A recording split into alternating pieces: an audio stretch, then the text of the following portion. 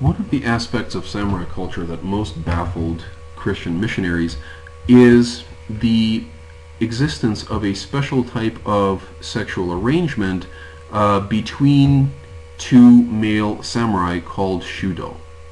Allow me to preface this by saying that the views on sexual relations between people of the same sex in Japan, there wasn't nearly the stigma that Western societies, especially modern Western societies, and modern societies where Christianity, Judaism, and Islam are prominent. Basically, the in Japanese culture of this time period, medieval and classical Japan, it wasn't necessarily considered an evil, wrong thing to do. There was certainly a place reserved for procreation, for sex between men and women for the production of offspring. That was considered good. But it wasn't necessarily that two men, or two women for that matter, having sex together was evil.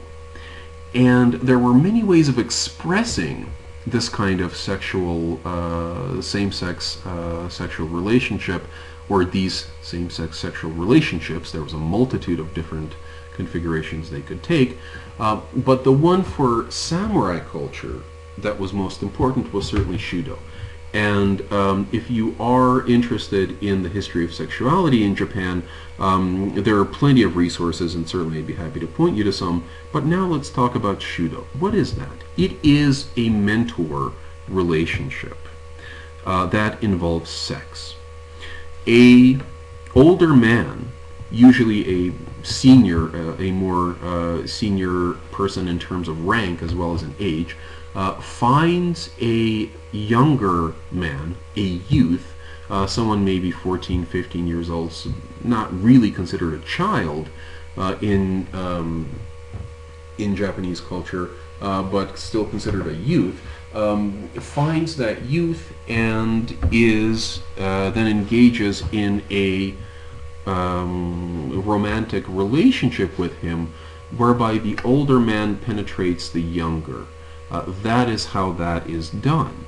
That is the proper way of doing things. And the younger man certainly engages in these kinds of sexual relations with the older man, but also benefits from the older man's advice, patronage, and develops a bond with the older man that transcends mere vassal and retainer. This was one way in which these kinds of bonds were deepened. Another way actually is to use the same wet nurse for a group of samurai. Samurai who were basically brought up on the milk of the same woman were supposed to share also a bond that went deeper than mere ties of vassalage. Certainly shudo functioned in this way as well. It was expected to be a lifetime bond, or often expected to be a lifetime bond. And here is, for example, a illustration of a very famous couple. This is Oda Nobunaga, and this is a young man, Mori Ranmaru, who was very devoted to his master and who died in his defense eventually. This is kind of a legend. And this kind of relationship was seen as a very good thing.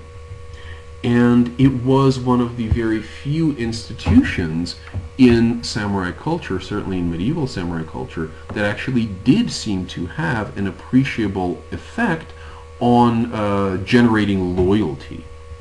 It was also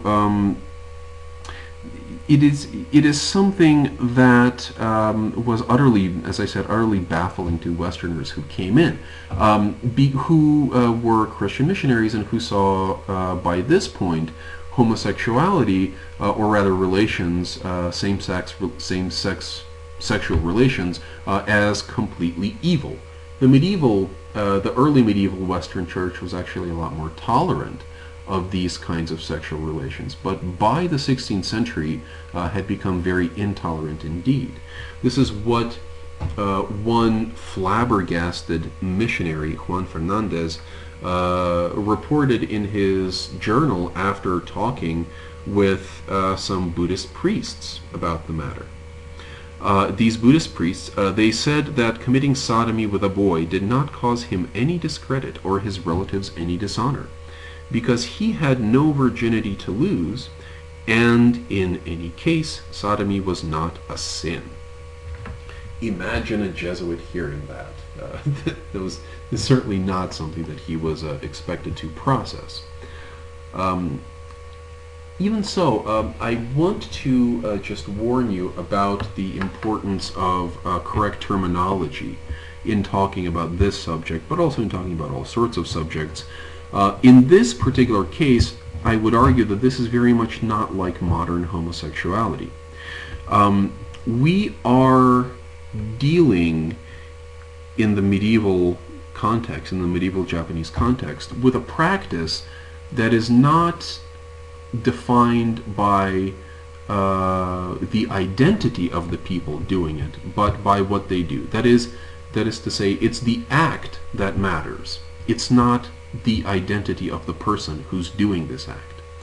So having sex with a youth does not make one a homosexual as many people today understand it. For many people today, sexuality, and in fact I suspect for most people today, sexuality is something that is called, that we call a master status.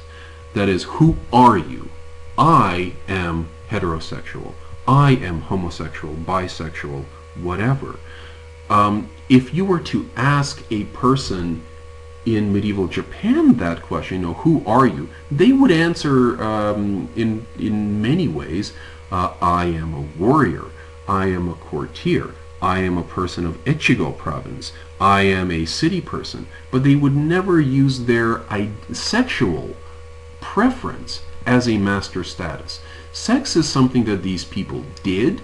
The way that it was expressed mediated a lot of social relationships, but it did not define you as a person in the same way that it does today, which is why I talk about same-sex sexual relations, very awkward term, but one that I think is a lot more expressive of the heart of this relationship than simply calling these samurai gay or bisexual. These are modern terms, and we should really be careful about applying them to people who thought very, very differently.